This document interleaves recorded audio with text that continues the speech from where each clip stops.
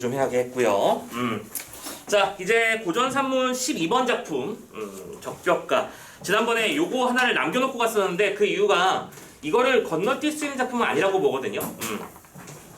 자, 판소리계 소설 중에서 좀 대표적인 작품이고 좀 뭐랄까 복고의 느낌으로 보자면 좀 많이 출제됐었는데 최근에 좀 뜸한 그런 계열의 작품이라서 살펴보도록 할 텐데요. 자, 보조 자료를 잠깐 펴서 좀 스피드업을 해볼게요. 우리가 뭘 볼 거냐면 참고로 이 작품은 전체 줄거리 크게 신경 쓰지 마세요. 오케이?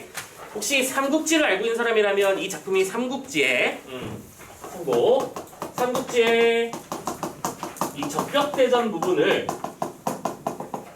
발췌해서 나름의 판소리계 소설로 변신시킨 계열이라고 알고 있을 거야. 물론 문제 이 작품 같은 경우에는 끝에 가로 끝나 있다는 거 봤을 때 이게 판소리 계열, 판소리 작품이 맞죠? 여러분들 판소리 5대 작품 하면 적벽가가 들어갑니다. 알고 있죠? 근데 다른 작품들과 다르게 이 작품은 뭐예요? 삼국지라고 하는 중국의 소설을 원작으로 해서 뭘로 바꿔버린 거야? 판소리로 바꿔버린 거야. 그러다 보니 이 판소리 특유의 어떤 특성들을 묻는 문제가 일단 등장할 것이고 하고 많은 씬들 중에 왜 이 부분이 민중의 심금을 울렸을까에 대한 고민을 좀 해봐야 되는데 살짝만 얘기해 드리자면 삼국지의 내용을 혹시 잠깐 그냥 갑자기 돌발 질문 생각이 궁금해서 물어보는 거야. 나 삼국지 한번 다 읽어본 적이 있다. 뭐 만화도 괜찮아. 전체적인 스토리가 어떻게 흘러가지는 안다서 나 삼국지를 안다라고 한 명이 둘 가슴이 아프다. 근데 선생님 한번 얘기한 적이 있었나? 선생님 고등학교 때 삼국지가 너무 읽고 싶은 거야. 근데 집에 그 여유가 좀 많이 없어서 아버지랑 딜을 한번 한 적이 있었다라고 한번 이거 얘기했던 적이 있었지 않았나? 아버지랑 딜을 한번 했어.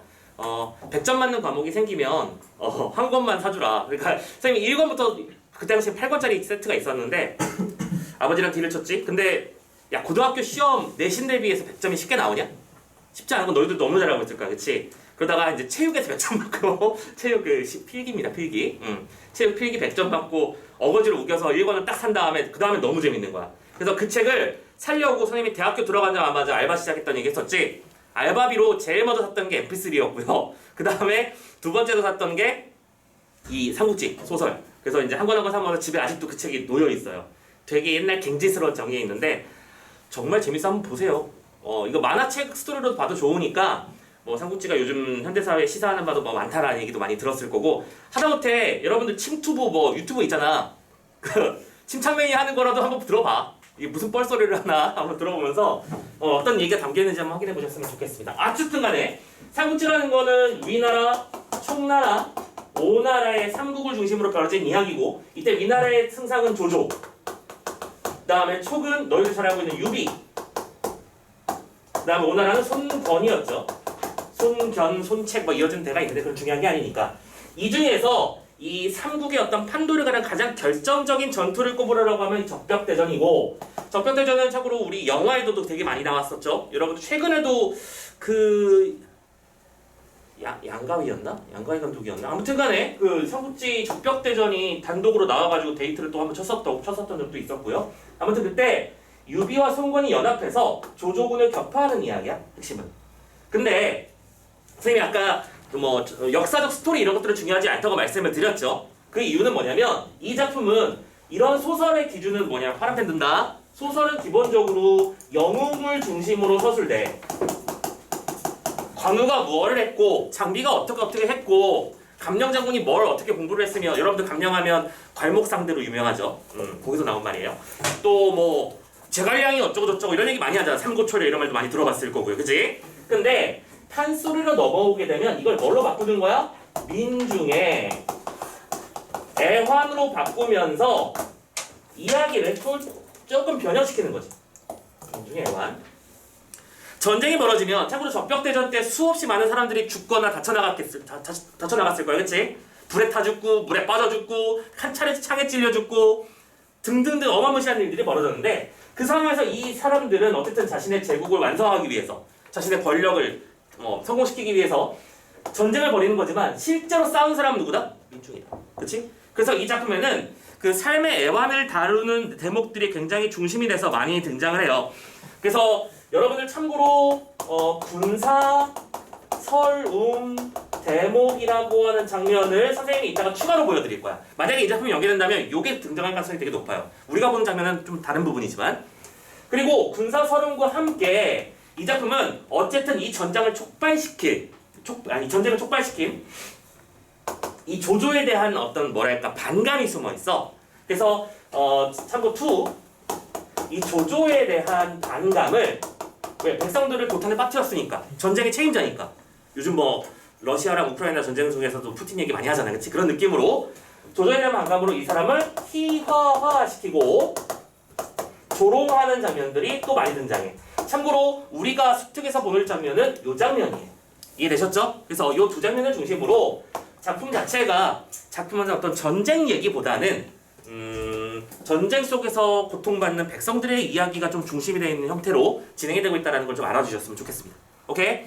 자, 그래서 본문을 읽어볼 텐데 여러분들 보조자료를 잠깐 펼쳐봅시다. 지금 너희들이 수특에서 보는 장면 앞부분에 실은 뭐가 있는지부터 볼게. 너희들이 작품을 보면 갑자기 조조가 미친듯이 웃고 있잖아, 그지? 근데 그게 왜 그런지 보자. 자, 보조자료 잠깐 펼쳐주세요. 지금 참고로 이 장면은 적벽대전이 벌어지고 나서 이 조조가 지금 목숨을 부지하기 위해 도망을 가는 장면입니다. 그리고 혹시 이 스토리를 알고 있는지 모르겠지만 여러분들 뭐 적토마 알죠? 조조가 관우를 포섭하기 위해서 적토마도 주고 막 별의별 선물을 다 주잖아. 근데 관우는 다 때려치고 다 두고 그냥 적토마는 받아왔어. 하고 도망을 갔잖아, 그지? 멀리 유비를 찾아 도망갔었는데, 자, 그런 은혜를 베푼 셈이 돼버렸단 말이에요, 결론적으로는. 근데 이제 조조가 또 이제 이 중요한 결투에서 관우랑 또 맞닥뜨리게 되는데, 관우의 입장에서는 자신의 죽은의 명령은 뭐였어? 조조를 잡아와라였어. 근데 막상 조조를 눈앞에 두니까 자신의 목숨을 부지해준, 그리고 나를 굉장히 아꼈던 승상이 내 눈앞에 있으니까 마음이 약해져 버린 것.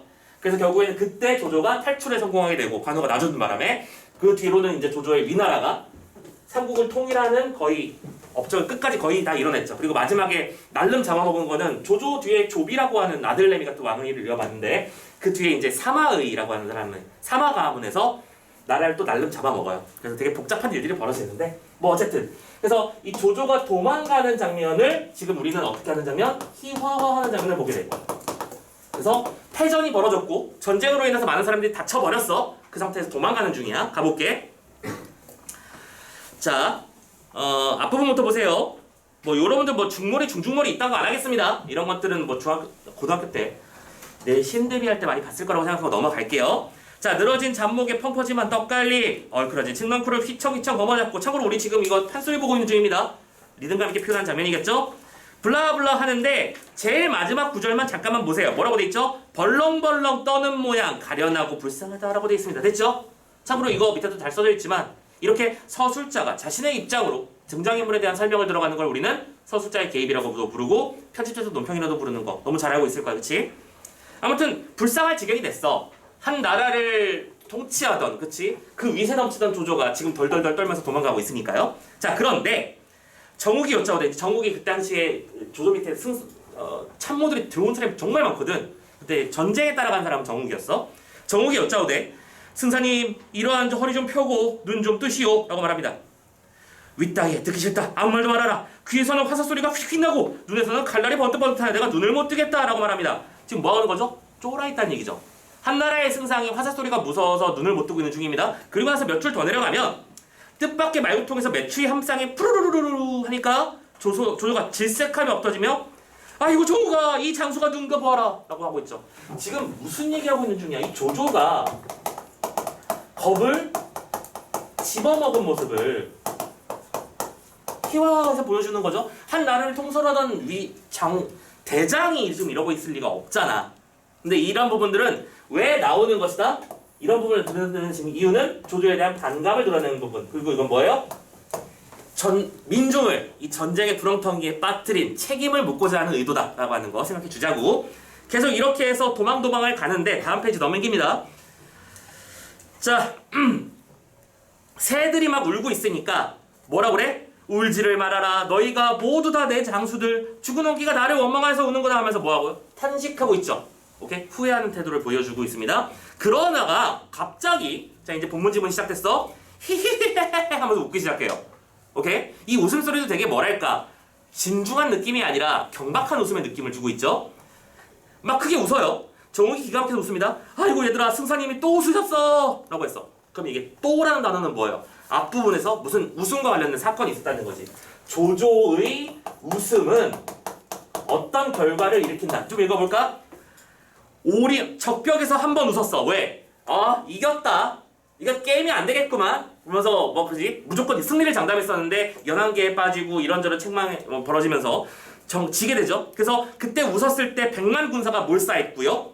오림에서 2번 웃어 죽을 봉변을 당했었고 이제 이 병속 같은 데서 또 웃었으니 병속이라는 건 병의 목 부분 즉 좁은 입구기 때문에 이제 거기만 틀막하면은 다 잡혀버리겠지, 그치? 이런 위험한 장소에서 웃고 있으니 이제는 시도 없이 다 죽겠구나 라고 말합니다. 그러면 조조의 웃음은 뭐예요? 군사의 죽음을 의미하죠.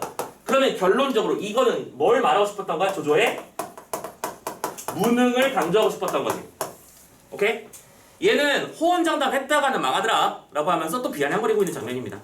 지금 우리가 본 장면이 어딘지 확실히 정확하게 느껴지죠? 반복되고 있어요. 그러면서 이런 말을 해. 조조가 듣고 이런 말을 하죠. 야 이놈들아 내가 곧 웃으면 원망하지 말고 너희들 생각이라는 걸 좀 해봐라. 만약에 주유나 공명 같은 훌륭한 그 책사들이죠. 제갈 공명이 이런 애들이 여기다가 병든 구사라도 한 20명만 갖다 묻어두었더라도 조조 말고 비조라도 살아갈 수 있겠느냐? 이거 뭐지? 조조가 아니라 비조라도 살아갈 수 있겠느냐? 비는 날비자지. 오케이? 그러면 조조 말고 비조도 살아갈 수 있을 거라고 말한 거니까 이거는 말장난한 거잖아, 그치? 이걸 보고 우린 뭐라고 한다? 언어 유희. 판소리계 소설 작품들, 판소리계 작품들에서 자주 보이는 패턴이죠. 여러분들 동산탈집에서도 중요하다고 강조했었던 걸 기억하실 겁니다. 아무튼 언어 유희 나오고요. 크게 웃습니다. 그리고 아니나 다를까 이렇게 웃자마자 무슨 일이 벌어져? 자 뒤에 박자 뭐인지 보이나요? 자진몰이입니다. 자진몰이가 뭐죠? 가장 빠른 박자죠. 오케이? 여러분들 중몰이, 중중몰이, 자진몰이, 뭐 휘몰이, 그 다음에 엄몰이도 뭐 하나 빠졌는데? 진현도가 빠졌구나. 이렇게 좀 박자가 엄몰이를 제외하고는 이렇게 내려갈수록 점점 빨라지는 박자지. 참고로 이때 휘몰이는 정신없이 몰아치는 장면일 때 쓰는 거고 지금 여기선 자진몰이가 쓰였다는 거. 상대적으로 빠른 박자가 쓰였다는 거야. 급박한 상황임을 보여드리는 거죠. 왜요? 복병이 일어났거든요. 화용도 산 위에서 꿍 하면서 꿍구르르르 뭐예요? 음성상지가 전격적으로 사용되고 있고 생동감 부여하고 있고요. 근데 그게 누구였어? 대원수 관우 3군 사명기라 관우 부대의 그치? 깃발인 거야. 늠름하다 붉은 얼굴 긴 눈썹 삼각수염 보광눈을 부릅뜨고 청룡도를 비껴 들고 떡 서 있습니다. 관우 끝내주지 않나요? 라고 말하고 있는 중이죠. 참고로 상대적으로 유비는 인의의 상징처럼 돼버렸지. 그 사람이 진짜 그런지는 중요한 게 아니야. 여기서는 유비는 인의를 상징하고 백성을 아끼는 사람이었기 때문에 유비편 장수들은 긍정적으로 그려. 근데 조조는 자신의 어떤 욕망을 위해서 밑에 있는 사람도 과감하게 쳐내는 어떤 그런 인물로 많이 그려지거든. 그래서 여기서는 유비의 편이기 때문에 긍정적으로 그렸다고 생각해도 좋을 것 같아요. 혹시 그 중국 드라마 본 사람이 있는지 모르겠는데 선생님이 예전에 지금 언제였지? 작년 말이었을 거야. 선생님이 작년 말에 삼국지 빠져가지고 삼국지 128부작을 다 봤거든? 겁내 재미있어. 나중에 한번 보세요. 중국 드라마에 신삼국지라고 있어요. 참고로 우리 신삼국지 보는 얘기 가지고 뭐 국현쌤이랑도 얘기하고 막 되게 재밌게 들었는데 거기서 조조가 주인공으로 나옵니다. 참고로 거기서 조조의 입장으로 작품이 서술돼요. 뭐 아무튼 간에 자 여기서는 관우가 이렇게 긍정적으로 그려졌고요. 자 청룡도를 받으라 라고 했는데 이때 정욱이가 정신이 없으니까 호통 소리를 들었을 땐 장비 같고 날랜 모양을 들었을 땐 조자룡, 조은을 말하는 거죠. 조자룡 같다 라고 하면서 큰일 났다라고 말하는데 정신 딱 차려보니까 하필이면 관우야. 오케이? 이거 큰일 났다. 이제 도망 못 간다. 걱정을 하죠. 이렇게 해서 큰일이 난 상태에서 무슨 얘기를 하죠? 자, 조조가 이렇게 말을 하죠. 야 우리 싸워볼까? 그 택도 없잖아. 지금 겨우 군산 20, 30명 데리고 지금 도망치는 중이거든. 그러니까 다음 페이지. 장군님의 높은 제주 호통소리 한번 하면 길찡 숨도 갈 수 없고 칼피 펀트 하면 나는 새도 뚝 떨어지니 어떻게 상대하리까? 뭐예요? 여기서 말하는 장군님은 누굴 말하는 거야? 관우 장군을 말하는 겁니다. 지금 상대편의 군사가 상대편의 장수를 장군님이라고 부르고 있죠. 서술자의 어떤 의도가 보여지고 있습니다. 그러니까 갑자기 또 조조가 웃죠? 야야야야 얘들아 신통한 꽤 하나 생각했다. 뭐예요? 나를 죽었다고 이불로 덮어버려라. 덮어놓고 군대에 알리고 야, 다 울고 있으면 이제 송장이 생겼다고 해서 죽은 시체니까 피해가지 않겠느냐라고 생각을 했죠. 그랬더니 정국이 말합니다. 아, 지금 산승상 잡으려고 양국 명장들이 낮추는데, 그렇지? 왜냐면 적군의 대장을 잡으면 그게 가장 큰 공일 테니까요. 그러고 있는데 죽은 승상 목베기야. 청룡도 그 잘 드는 칼로 누 뭐 얼마나 그리 힘들어 배우리까라고 합니다. 공연이 끝났다가 괜히 목만 달아나기 딱 좋습니다. 그런 생각하지 마세요라고 말하고 있죠. 자, 그래서 어떤 일이 벌어지죠? 조조가 할 수 없어 장군 말 밑에 빌러 들어가는데. 그래요. 지금 조조의 무능을 뭐랑 연결시키고 있는 거야? 비굴해진 조조의 모습으로 그려내고 있지. 상대편 장수야. 상대편 대장이 아니야 지금. 상대편 장수의 말 밑에 기어 들어가고 있는 중이야. 뭐예요? 목숨을 빌려고요. 참고로 진짜가 맞냐 그렇게 생각하지 마세요. 이 작품은 각색된 내용입니다. 투구를 벗어놓고 갑옷 벗어서 말에 얹고 장갑 뼈서 땅에 꽂고 뭐요? 싸울 의지가 없다는 뜻입니다. 그래놓고 기어 들어가는데 이때 큰 키를 줄이면서 감기와 웃음소리를 하면서 들어가고 있습니다. 되게 조롱거리로 만들고 있는 중이죠. 장군님 배운 지 오랜데 그치? 어떻게 안녕하십니까? 라고 말했더니 너희 기다리고 있었다. 빨리 항복해라. 자, 가난한 선비 조조는 천자의 명을 받아 블라블라블라 하면서 살려주세요 그 소리 하는 거지. 넘어갈게요. 그런 다음에 이때 그렇게 말을 했더니 야, 세상이 셋으로 나뉘어져서 위촉오나라. 어지러움도 너 때문에 요란하고 기린각에 새겨질 충신들도 너로 인해 회사되니 여기서 충신 말하는 충신은 그 한나라를 말하는 겁니다. 난세의 간신이니 능력 있는 신하라면 너를 위안이 미워하리 라고 하고 있죠. 결론적으로는 모든 책임을 누구한테 밀어놓고 있어? 조조의 책임으로 밀어놓고 있죠. 오케이?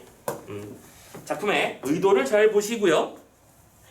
그러면서 블라블라 소로 얘기를 하면서 살려달라, 못 살려준다 이런 얘기 저런 얘기를 주고받고 있는 중이었습니다. 오케이? 자, 아무튼 요 뒷부분은 굳이 읽지 않겠고요. 우리가 보고 있었던 요 장면의 핵심 내용은 뭐였다? 조조의 비굴한 모습 그리고 조조의 무능하고 멍청한 모습들을 강조하기 위해서 실린 장면 이렇게 이해하시면 되는 거야. 됐지? 자, 그리고 적벽가 하면 꼭 뺄 수 없는 장면들이 있어서 군사서름 대목을 잠깐 보고 싶거든. 자, 뒷정면 뒷자료 넘어갑시다. 여러분들 페이지는 어디 갔냐? 16페이지라고 되어 있는 부분 열어주세요. 자, 빨리 갑니다. 이게 우리가 본 수특 장면이고요. 지금 우리가 볼 녀석은 군사서름 대목이라고 하는 장면일 텐데, 자, 전쟁이 한참 진행되는 중이고 폐색이 짙은 상태에서 군사들은 집에 두고 온 가족들, 자기가 두고 온 부모님, 그리고 두고 온 자식들이 생각날 거야. 그리고 그 사람들에 대한 한탄을 얘기를 하는데, 자, 중머리부터 좀 첫 번째 부분 보세요. 노래 불러 춤추는 놈, 서럽게 곡하는 놈, 이야기로 히히하 웃는 놈, 투전하다가 다투는 놈, 반치 중에 욕하는 놈, 너하는 놈, 뭐하는 놈, 뭐하는 놈 그러고 있습니다. 참고로 이런 걸 장황한 열거라고 부르죠. 오케이? 지금 뭐야? 군사들이 옹기종기 모여서 대기 타고 있는 모습을 다양한 놈들이라고 표현하면서 얘기하는 중이야. 참고로 이거는 뭐의 특징이야? 판소리의 특징이죠. 과장된 열거를 통해 희약성을 불러일으키는 거. 자, 그러고 있는데 갑자기 한 군사가 전립을 벗어 또르르르 말아배고 누워 봇물 터진 듯이 울음을 운다. 아이고 아이고 하면서 한 군사가 울기 시작합니다. 자, 한 군사가 울기 시작합니다. 울음 대목이죠. 어떻게 우느냐? 너 왜 울어? 라고 물어봤더니 그 다음에 진양조 부분 볼래요? 고당상학 약바 고당상 학발양친 배별한 지가 몇 달이나 되며 이러고 있죠. 자, 이거 뭐죠? 한자어가 미친듯이 쓰이고 있는 중이지. 결론적으로 이 얘기 뭐냐면 늙으신 부모님과 이별한 지 오래됐다는 뜻이거든요. 근데 이런 것들을 굳이 어려운 한자어로 표현했어. 바로 판소리 계열의 중요한 특징 중에 하나. 그리고 양반층의 언어와 서민층의 언어가 혼자다. 그치? 그래서 판소리를 즐기는 계층의 다양성에 대한 어떤 근거가 되는 구절입니다. 양반들이 보기에나 서민들이 보기에나 다 적절했다는 거죠. 자, 아무튼 블라블라 하면서 부해여 생아 모해여 육아, 그치? 아버님 날 낳으시고 어머님 날 기르시는 이렇게 어려운 한자어로 표현한 거야. 이렇게 해가지고 소식 올까 기다리고 계실 거다라고 하면서 제일 마지막에 그 기억으로 써져 있는 부분 볼게요. 1일 사친 12시라고 되어 있는 거 보이십니까? 옛날에는 하루를 12시간으로 12간지로 나눴죠. 그래서 나는 하루 종일 12번씩 부모 생각을 합니다 라는 얘기입니다. 그래서 이 첫 번째 군사의 서름의 이유는 부모에 대한 그리움입니다. 됐죠? 판단하시고. 자, 그렇게 해서 울더니 다음 친구가 말합니다. 야, 이내 서름 들어봐라. 나는 부모를 일찍 조실했다. 뭐요? 나한테 지금 부모님이 안 계셔. 그런데 이가 친척이 없었지만 두 번째 줄 중간 부분 보이죠? 우리 아내 얼굴도 어여쁘고 행실도 조촐하여 종가대사 탁신한정 떠날듯이 바이없어 철가는 줄 모르고 있었는데 뭐요?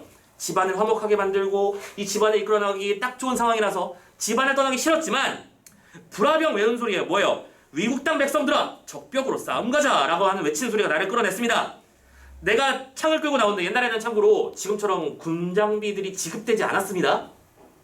참고로 여러분들 왜 여기 삼국지 보면 영웅들이 막 한 칼에 막 다 죽이고 이러잖아. 그치? 물론 훈련받는 정예병들은 당연히 지급이 되지만 대부분의 보병들은 집에 있던 낫 들고 나오고 막 이런 식이에요. 죽창 들고 나오고요. 오케이?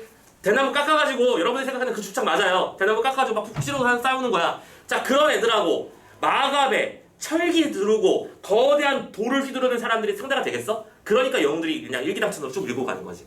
그런 부분도 좀 알아두시고. 아무튼 집에 있는 물건을 들고 싸우러 나가는데 아내는 날 죽이고 가오 살려두고는 못 가리다 이 파롱한 젊은 년을 나 혼자만 떼어놓고 전장을 가랴시오 하는데 허허 마누라 울지 마시오 장부가 세상을 태어나서 전장 출세 못하고 죽으면 그건 장부가 아니오 하면서 떠나왔다 이 얘기지. 그럼 결론적으로 지금 둘째 친구가 울면서 아내 얘기를 했다는 얘기는 말 그대로 이번에는 두 번째 군사 또 한 군사죠. 이번에는 아내에 대한 그리움에 대한 얘기를 하고 있는 중이구나 판단되실 겁니다. 자, 그리고 나서 뒤쪽에 이제 이 부분에서는 다 나오진 않았지만 이 뒤에는 또 한 군사가 또 튀어나와서 이번에는 자기 자식이 너무 예쁘다. 내가 늦둥이를 봤는데 이 늦둥이가 하하호 예쁘게 웃고 있는 모습을 보고 떠나온 지 벌써 몇 년이 돼버렸다. 이 아이가 잘 자라고 있을지 걱정이다라고 하면서 군사 오름 대목이 쭉 늘어지는 장면들이 있을 거예요. 오케이.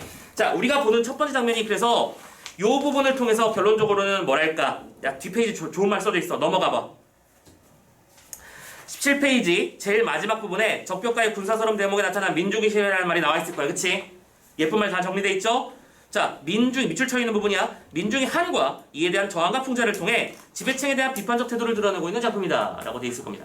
그죠? 결국에는 전쟁에서 승리하면 대장은 역사에 남잖아. 근데 거기서 죽어갔던 100만 명 중에 한 명인 나는 아무것도 아닌 거잖아.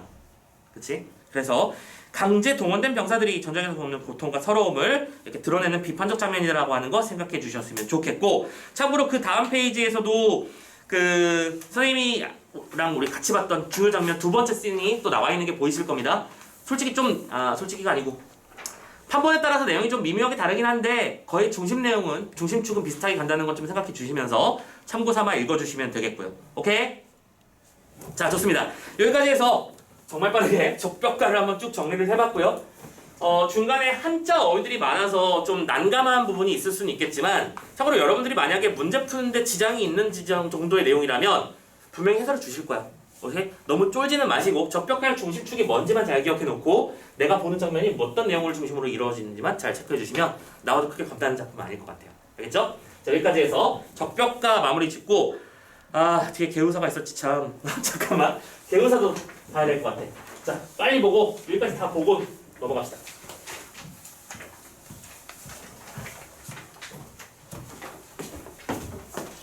다음 개우사로 넘어갑시다. 자, 이 작품 같은 경우에는 뭐랄까 집안의 가장의 어떤 번위라는 표현보다는 정신 나간 가장을 다잡는 이 여인들의 이야기가 중심이 되는 작품이라고 생각했으면 좋겠고, 지금 지문이 생각보다 조금 길긴 한데요. 자, 어디부터 먼저 보시냐면요. 24페이지 오른쪽 위를 잠깐만 먼저 봐주세요. 자, 이 작품은 원래는 뭐였다? 판소리인 무수기 타령의 사설이 정착된 판소리계 소설입니다. 오케이? 이거 원래 판소리 작품이에요. 판소리 무수기 타령. 이 뭘로 된 거야? 판소리계 소설화 된 겁니다. 그럼 당연히 판소리계 소설이 가지고 있는 기본적인 특성에 대한 얘기는 안 할 수가 없겠네요. 그죠? 판소리 특유의 어떤 작법들이 들어간다. 뭐뭐뭐 보소 같은 특유의 표현이라든가 양반측 언어와 서민측 언어의 혼재라든가 운문적 요소와 산문적 요소의 결합이라든가. 그치? 왜냐면 창으로 불렸던 부분은 운문처럼 나타날 것이고, 그지? 안일이로 불렸던 부분들은 산문처럼 나타날 테니까요. 생각해 놓으시고, 이 작품의 핵심은 뭐냐면 무숙을 방탕한 남성 길들이기. 좋아요. 주제는 이거야. 방탕한 남성 길들이기. 그리고 이 녀석이 우리에게 시사하는 바는 뭐냐? 자, 이 작품을 얘기할 때 선생님은 절대로 뺄 수 없는 작품이 있다고 생각합니다. 이 얘기를 하면 수능 특강에 거의 필수처럼 매번 2년에 한 번씩 반드시 등장하는 작품이 또 하나 있거든요. 너희 알고 있는 사람이 있을 거야? 이춘풍전. 이 제목 보자마자 기억납니까?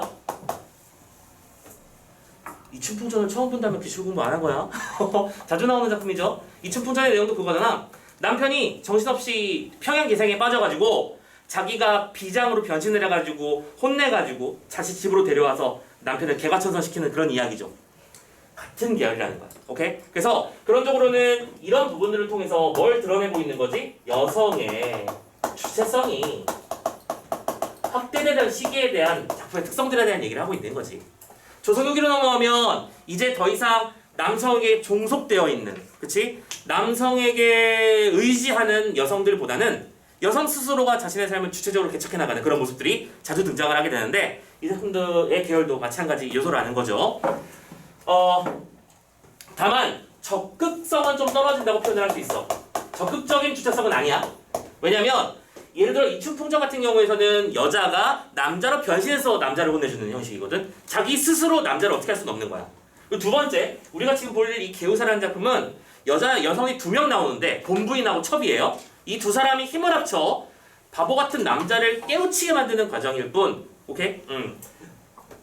자기가 스스로 역사적 힘을 이끌어낸다거나 이런 식으로 하는 건 아니다라는 거 생각하면 좋겠습니다. 그래서 다만 특이한 점 하나만 더, 두 번째, 요 하나만 더 추가로 설명을 하고 넘어갈게. 이 작품은 기생이 등장할 텐데 요 작품과의 차이점이기도 해요. 이춘풍전에서의 기생은 자기 남편을 홀려서 집안의 어떤 재산을 빨아먹는 악녀로 등장을 해. 이춘풍전에서는 기생이 악녀야. 그런데 이 작품의 특징은 그 기생이 협력자야. 오히려 본부인보다 더 능동적으로 나서요. 당신 남편이 나랑 결혼을 하겠다며 왔는데 이 새끼 냅두면 안 되겠거든요. 근데 제가 마음대로 하면 안 될 것 같은데 당신이 부인이라고 알고 있습니다. 얘 똑바로 정신 좀 차리게 해도 되나요? 라고 물어봐요. 오케이? 생각보다 그렇죠. 많이 좀 특이하죠? 그리고 나서 그 허락을 받고 나서 애를 제정신이 아니게 만들어버린 다음에 두 사람이 어떤 티키타카를 통해서 남편을 개간천선시키는 거거든. 자, 그런 특징이 있다는 거. 그래서 어쨌든 작품의 내용은 이렇게 흘러갈 거라는 거 알아두시고요. 참고로 작품의 제목에 개우사라고 하는 건 밑에 써져 있지만 방탕한 벗을 깨우치는 말씀이란 뜻이에요. 벗을 깨우친다 라고 하는 거. 그래서 원래는 이제 왈자라고 돼 있죠. 돈을 막 마음대로 쓰고 행동도 행동도 깔끔하지 못한 그런 사람을 고치는 계략의 중심이 나와 있다라는 거 생각해 주시면 되고요. 작품이 어렵지 않습니다. 그죠? 무숙이라고 하는 주인공이 있고요. 무숙이 타령이니까요. 무숙이 남성입니다. 순서가 왜 이래? 다음에 무숙이의 아내가 있고요. 그리고 첩이 의양이라는 이름으로 나올 거예요. 이 세 사람의 관계만 잘 보면 돼요. 어렵지 않은 작품입니다. 자, 그래서 빠르게 가보도록 합시다. 자, 지문 부분 볼게요. 참고로 이 작품은 지문 부분만 보도록 하겠습니다. 자, 앞부분의 줄거리 빨리 볼까요? 갑부였고요. 왈자인 김무숙이 있죠. 방탕한 생활을 합니다. 어느 날 무숙이 마지막으로 한번 크게 놀고 이제 결혼도 했으니까 정신 좀 차려볼까 해 여보. 나 놀고 올게. 마지막으로 놀고 오겠다고 하죠. 근데 이때 평양기생 의양이 내의원의 관기로 서울에 와 있다는 소식을 듣고 의양을 만나러 갑니다. 여자 만나러 가는 거예요. 의양을 보고 한눈에 반한 무숙은 의양과 살림을 차리지만 무숙의 방탕한 행실은 고쳐지지 않습니다. 오케이. 자, 여기까지 진행된 상태에서 가봅시다. 의양의 맑은 마음. 자, 의양은 첩이라고 했어. 근데 그걸 지금 이 작품의 서술자는 뭐라고 했지? 맑은 마음이라고 했죠.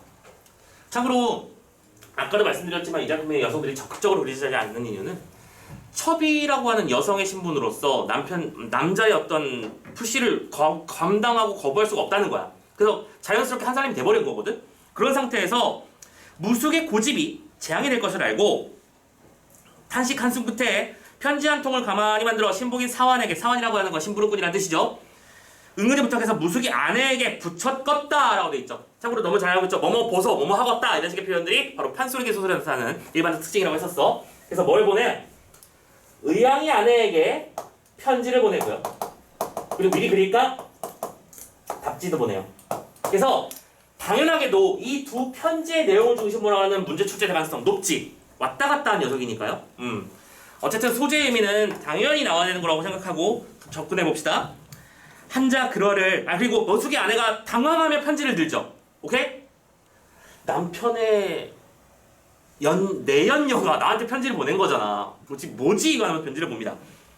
자, 블라블라 문안들이옵니다. 뭐예요? 문안들인데요. 정중하게 인사하고 시작하고 있습니다. 엎드려 생각한답니다. 제가 우러러 바라고 걱정하는 건 뭐예요? 당신의 건강은 괜찮으신지. 일단 인사부터 제대로 하죠.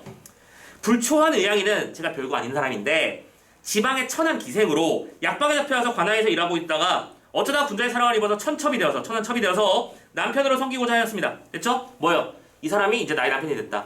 아무리 막 나가는 애라도 어쨌든 뭐랄까 한 여자를 또 깊이 사랑해주고 아껴준다면 마음이 움직일 수 있는 거니까, 그렇지? 아무리 쓰레기 같아도요. 자, 그래서 내가 남편을 섬기자고자 했는데 문제는 이 서방님이 수양이라는 걸 모르고 날마다 어그러지고 사납게 굴면서 주색에 빠져 가산을 돌보지 않으니 큰일 났습니다. 이러다가는 위로는 조상제사 보전 못할 거고 그 다음으로는 아기씨 목숨과 어린 자식을 맡길 곳이 없는 지경에 이르면 결국에는 폐가망신은 누구 탓? 의향이 탓이 될 거야. 즉 내 탓이 된다는 얘기지. 그래서 누명을 쓰게 될 것이고 이 구설에 오르는 것은 나한텐 억울한 일이다. 그래서 아무리 생각해봐도 서방님은 허락한 심사를 잡을 길이 없는데 세상에 온갖 고생, 치사한 일, 부끄러운 일을 많이 당하게 되고 배고파서 한심하고 몸이 추워서 서러우면 서방님이 비로소 뉘우칠 것이고 반성하게 되겠죠? 오케이? 뭐요? 당신의 남편을 고생 좀 시키려고 합니다라는 뜻이겠지? 고생을 해봐야 집안의 소중함을 알다는 거야. 그래서 편지의 아뢰어 말씀은 산처럼 많사오나 혼란스러워서 일단은 대강만 아뢰옵니다. 의향은 머리를 조아려 2번 절하나이다. 계속해서 자기 날치를 낮추고 있습니다. 오케이? 아까도 말씀드렸지만 갑부였어요. 그쵸? 그리고 어떤 집안에서 한 집안에서 되게 이름난 사람이었습니다. 정실 부인은 당연히 그만큼의 지위를 가지고 있는 사람이었겠지. 나는 기생 따위고. 자신의 차이를 드러내고 있습니다. 그래서 뭐랄까? 지금 이 편지에 실려있는 중심 내용들을 파악하는 건데 참고로 오른쪽에 너무 예쁘게 잘 쓰여 있어서 굳이 뭐 손댈 게 없을 것 같아. 자, 눈으로 한번 봐줄까요? 존중의 태도 확인되죠? 그리고 자신의 삶을 요약적으로 제시했으며 세 번째, 폐가망신이 자신의 탓으로 변질될까 하는 염려의 내용을 드러냈고 마지막으로 개가 천천할 수 있는 방법을 제시까지 했죠. 이랬지? 오케이? 지금부터 하겠습니다라고 내가 선언한 게 아니지 지금? 그렇게 하면 어떨까 하는 생각을 해보는데 아이고 이거 걱정이네요 이렇게 말을 했다는 얘기는 해보고 싶다는 뜻이잖아. 자, 그러니까 어떤 일이 벌어지죠? 무숙의 아내가 편지를 보고 나서 야, 네가 평안치 사환이냐? 편지를 보니까 창기 좀 뛰어나고 점잖은 사람이고 의리도 있고 기특하다. 그치? 너무나 예쁘게 말을 했잖아. 오케이? 내 경쟁 상대긴 해도. 그래서 요 장면, 이렇게 아내가 첩을 인정하는 장면이 그전에 나왔던 이치풍전과의 차이점으로 또 등장할 가능성도 괜찮다. 많이 등장할 수 있다. 얘기 알아두시고. 자, 그러면서 연정에다가 먹을 가는데 막 눈물 뚝뚝 흘리면서, 그치? 준비합니다. 그리고 편지를 써서 하인에게 주니 의향에게 전했고 의향이 받아보니까 사연에 봐봐. 작품 자체의 흐름이 여러분들 지금 지문의 구성을 보세요. 지문의 구성 자체가 아내가 거꾸로 됐네. 미안. 첩이 아내에게 보내는 편지가 파트 A고 또 아내가 첩에게 보는 파트의 내용이 파트 B야. 그럼 당연히 이 두 개를 비교하는 문제를 내고 싶다는 생각이 들지 않겠어? 그럼 선생님이 하고 싶은 건 이 작품의 내용이 아니라 문제의 지문을 접근하는 우리의 방법이지. 지문을 읽을 때 눈치를 빨리 채야죠. 이 둘의 내용적 특성을 먼저 파악해야겠구나. 그리고 차이점은 있는지 비교 작업을 들어가야겠구나 하면서 읽으셔야 된다는 거야. 알겠죠? 그게 우리한테 핵심. 가봅시다. 한쪽의 편지를 받아보니 기쁘네. 그리고 여기서 그지없네라고 표현했습니다. 일단은 높임 표현의 차이가 벌써 드러났죠? 한쪽은 상대방을 무조건 높였고 한쪽은 상대방을 하계체로 낮췄습니다. 사연을 보니 의가 있는 사람이고 점잖지도 했어요. 뭐요? 공통점이죠? 상대방에 대한 칭찬과 그치? 염려 이런 것들을 먼저 드러내고 있습니다. 그런데 근래 서방님의 열눈에 보는 바와 같이 열손 가르치는 바가 어망하신지도 모르고 차포자기를 해서 사나운 사람들과 어울리고 고집대로 막 하고 있어요. 그래서 걱정이 많은데 그러나 자, 이 부분은 잘 보자. 여자의 몸이 되어 세 번째 줄 원한을 품고 애통해야 함은 요즘 부녀자들이나 하는 요망한 일이로다. 오케이? 뭐예요? 그동안 그러니까 남성 중심 사고관에서 지금 뭐야? 벗어나는 모습이 보이고 있지. 집안이 안 돌아가는 것을 남자가 잘해주기만을 기다리는 것은 바보 같은 행위다라고 말하고 있는 중입니다. 그럼 뭐예요? 이건 근대의식이잖아. 그치? 하면서 이런 말을 합니다. 장강은 절개를 시켰고 반처변은 쓸모없어졌지만 원한이 없었다고 되어 있는데 참고로 이 작품도 원래 되게 중요한 내용이긴 되게 유명한 내용이기도 하죠. 뭐 어떻게 보면 현명하다고 표현해야 될까? 그러니까 자기의 남편이 높은 사람이랑 맺어지게 되자 자기가 스스로 물러나 버리는 거야. 왜냐면 봐봐, 예를 들어 우리 남편이 그때 했던 얘기랑 이것도 비슷한 거 아닌가? 공주랑 결혼을 해, 예를 들어. 그러면 내 원래의 전 부인은 이 사람 사이에서 애매하잖아. 그러니까 그냥 자기가 스스로 빠져버리는 거야. 오케이? 남편을 위해서 자기를 희생하는 여인의 모습이라는 거죠. 기존의 가치관입니다. 그래서 거기까지는 당치 못하여도 장부의 몹쓸 일을 막아낼 망도가 없었더니 평양집. 그럼 평양집은 누굴 말하는 거야? 의향을 말하는 거겠죠? 당신은 어떻게 이렇게 좋은 생각을 했는가? 자, 이런 말을 합니다. 만사를 능히 잘할 수 있을 것을 내 어찌 모르리요? 그럼 이건 무슨 소리? 잘할 것이다 라고 말하는 건 허락한다는 뜻이지. 자, 질러라. 우리 남편 버릇 좀 고쳐라. 자, 그래서 도모함을 바라오느라 블라블라 넘어갑니다. 의향이가 이 답장을 보고 쉼없이 눈물을 흘려 옷자락이 묻을 지경이 옷자락이 모두 젖을 지경.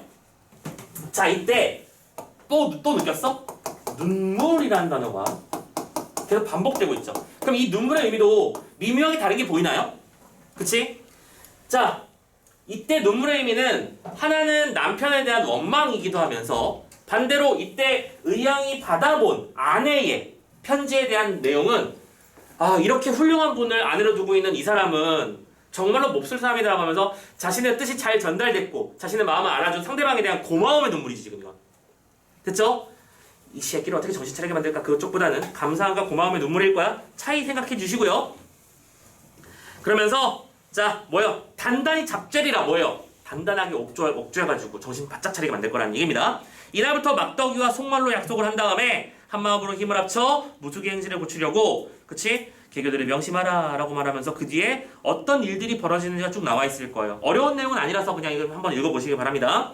자 이렇게 해서 뭐랄까 대놓고 바람피는 모습을 보여줘서 애가 열받게 만들고 그 열받음을 통해서 뭔가 자신을 어떤 방탕하게 만드는 모습을 계속 만들어버려. 그래서 끝까지 추락시키고 나서 이제 그지가 됐어. 자 다음 페이지 넘어가세요. 22페이지. 동네 아이들은 중량 아랫부분 제일 밑부분부터 볼 거예요. 동네 아이들은 돌파매를 던지면서 나 똑개비 저기 간다 라고 말하고 있습니다. 완전히 타락해버린 완전히 구석이란다. 바닥까지 쳐버린 무속의 모습을 보여주고 있는 거죠. 오케이? 인물의 뭐예요? 희화화. 희화화는 풍자와 조롱의 의도 보이시죠? 더벅머리에다가 가래바지 다리 사이에 구멍 자국이 덜렁덜렁 거리고 있고 이리저리 부딪히면서 허리부도막 개가 죽은 찬바람에 너울너울 이러고 있습니다. 자, 운문적 느낌이라는 말 보이시죠? 원래 이 부분은 뭘로 처리됐을 거야? 창으로 처리됐을 거야. 그지? 그러면서 자 마지막 줄에 무슨 말을 했어요? 오동거리고 앉았으니까 뭐야? 집에 들어왔는데 집에 들어갈 자신이 없는 거야. 지금 그 집에서 왔잖아. 천하갑부였던 내가 모든 돈을 잃고 참고로 그 돈은 의향이가 다 챙겨 놓은 겁니다. 그리고 그지가 돼서 왔는데 집에 들어갈 용기가 없어서 부들부들 떨고 있는 모습을 보고 뭐래요? 천하잡놈 아닌가 라고 표현했죠. 뭐요? 서술자 얘기 또 체크되죠. 그러면서 다음 페이지 넘어가시면 이제 이 부분도 약간 연기 톤이 좀 가미된 거야. 집안에서 이제 눈치를 못 챌 리가 없잖아. 오케이? 아버지를 뭐랄까 그 죄책감을 마지막까지 심어주기 위한 작전이 들어가. 다음 페이지 보세요. 어머니 밥 좀 주세요. 아버지는 어디 갔을까? 라고 말해서 울고 있죠. 그랬더니 무숙이 아내가 말합니다. 내가 무슨 죄가 있겠으며 너희들은 또 무슨 죄냐? 몹쓸 사람 네 아버지다. 그죠? 네 아버지가 다 우리를 만난 거야. 그치? 그러니까 아버지 탓이라고 생각하되 하만 그래도 정각각 흉각각이라 보고지고라고 표현했어요. 그럼에도 불구하고 뭐야? 나는 남편이 보고 싶다는 뜻이죠. 정은 정이고 흉은 흉이다. 이렇게 하면서 울고불고하는 모습을 밖에서 들은 무숙이는 또 기가 막히니까 더운 피가 살살 쏟아진다라고 돼 있죠. 그치? 감정을 말하는 겁니다. 또 들어갈까 말까 하는데 막내 아들이 또 말을 합니다. 어머니 아버지가 계셨다면서요. 우리 아버지 얼굴은 어떻게 생겼어요? 어쩐 말이냐. 아까 잠깐 자는데 아버지라는 어른이 이러이러이러 해가지고 하늘로 빙빙 오릅니다 라고 표현을 했어요. 자 이건 뭐죠? 하늘로 정말로 오른 게 아니라 밖에서 어떤 남자를 봤다 이 소리겠지. 그리고 어떤 남자가 그 굴뚝 옆에 앉아가지고 그치 굴뚝이 그래도 따뜻하니까요. 온기가 있을 테니까. 그래서 기대 있다는 걸 보고 얘기를 한 거야. 무숙이 아내는 깜짝 놀라 우는 말이 이게 웬일이냐? 내 아버지가 죽었구나. 찾아나갈 수밖에 없다. 라고 말합니다. 오케이? 아버지가 막 구름을 타고 위에 올라가 있다고 얘기를 하니까 잠깐만 이거 너 꿈 얘기하는 거니? 아버지 돌아가신 건가 하면서 불안에 떨게 되죠. 그리고 이때 무숙은 속으로 웃고 야 부자철령과 부관의 중한일을 오늘 내 알려로다. 그쵸? 뭐요? 역시 피는 못 속인다. 내가 오늘 왔다는 걸 아들이 알고 스스로 꿈을 꾼 것이구나 라고 하면서 그래 좋아 들어갈 타이밍 나타날 타이밍이라고 생각한 거죠. 하면서 제일 먼저 들어가가지고 제일 먼저 무슨 말을 하죠? 내 볼기를 취소 하고서 울고 있죠. 오케이? 반성합니다. 무숙이 아내는 기가 막혀서 얼굴을 내고 얘기를 막 시작하죠. 어쩌다가 이런 꼴이 되었느냐 블라블라블라 하는데 중간쯤 좀 더 내려봅시다. 폐가망신 이지경의 삭바느질 빨래품, 용접망화 통작품, 이때까지 품을 팔아 정조, 한식, 단호, 주석, 사당에 차례봉사 법을 차려 지내자니 라고 돼 있어요. 뭐요?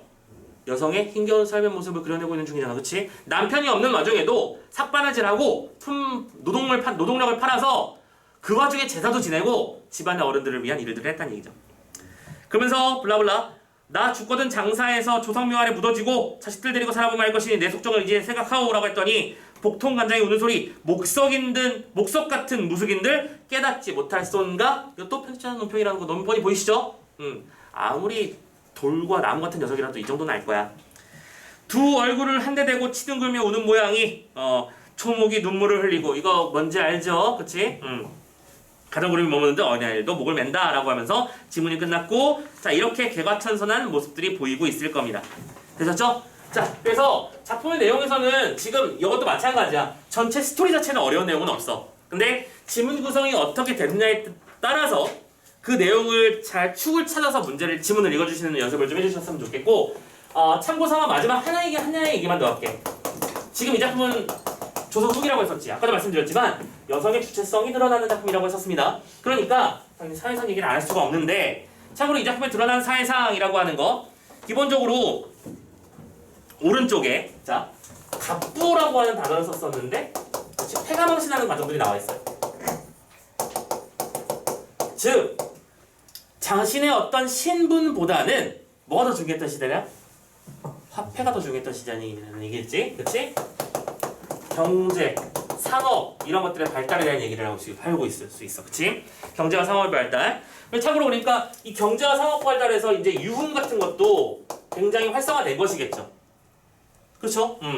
두 번째, 이 아내들의 모습을 잘 생각해보면 이 아내들은 뭐예요? 품팔이 하면서 결론적으로는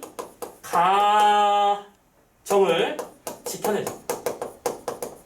오케이? 즉 여성들의 어떤 험난한 삶이 지속되고 있었다는 근거도 되는 것이다. 됐죠? 경제 중심의 어떤 상업이 부흥되던 시절이고 그런 와중에서도 여성들은 품팔이를 해가면서도 버텨나가는 그런 삶을 살고 있었다는 것. 그리고 이것이 자연스럽게 뭐가 되는 거야? 비판점이 되는 것이겠지. 요 부분은 상대적으로 남성에 대한 얘기였잖아. 그치? 그리고 이쪽은 상대적으로 여성에 대한 얘기가 돼버렸죠. 남성들은 유흥에 빠져 폐가망신하기 좋은 상황까지 이뤄지고 있는데 여자들은 그런 와중에도 집을 지키기 위해 노력하고 있는 상황이었다. 이런 것들을 고발하는 작품이라고도 볼 수 있다는 것. 그래서 지문이 어떻게 구성되는지 보라고 했었어 아까. 만약에 이 작품도 연계 변형으로 등장해서 전혀 다른 이런 장면을 나란히 A, B로 나눈다면 당연히 이 두 개를 묻는 문제가 나오가 버리겠지. 오케이? 자 여기까지 해서 개우사 봤고요. 참고로 선생님 보조자료의 뒷부분에 저기 어디 갔냐 26페이지 이춘풍전 실어나는 거 보이실 겁니다. 처음 보는 내용이 아니길 바라면서 요거는 굳이 읽지는 않을게요. 자 여기까지 설명을 하고 자 그리고 마지막에 제석본풀이라는 작품이 있는데 참고로 선생님이 이 작품은 수업을 안 할 겁니다. 제석본풀이라고 하는 거는 뭐랄까 서사무가 관련인데 서사무가는 그 쉽게 말해서 무당들이 굿할 때 부르는 이야기 노래처럼 하는 이야기거든. 그래서 보통 어떤 신이 어떻게 해서 만들어졌는가에 대해서 얘기하는 작품들이야. 근데 이 작품은 항상 이렇게 수능 특강이 우리 문학사에서 중요한 역할을 하는 건 맞기 때문에 실려는 있지만 실제로 출제가 된 기억은 거의 없다시피 해요. 그래서 참고삼아 한번 읽어 정도만 봐주시고 그냥 이런 작품이 이번 수특에 존재하더라 정도까지만 체크해 주시면 좋을 것 같고 선생님 굳이 수업을 하진 않을게요. 오케이? 다만 보조자료는 다 실어놨습니다. 오케이? 한번 눈으로 쫙 읽어봐 주시고 여기까지 해서 일단 오늘 고전소설 파트 먼저 끝내도록 할게요. 고생하셨습니다. 잠깐 쉬었다가 이제 현대소설 넘어갑시다. 쉬었다 갈게요.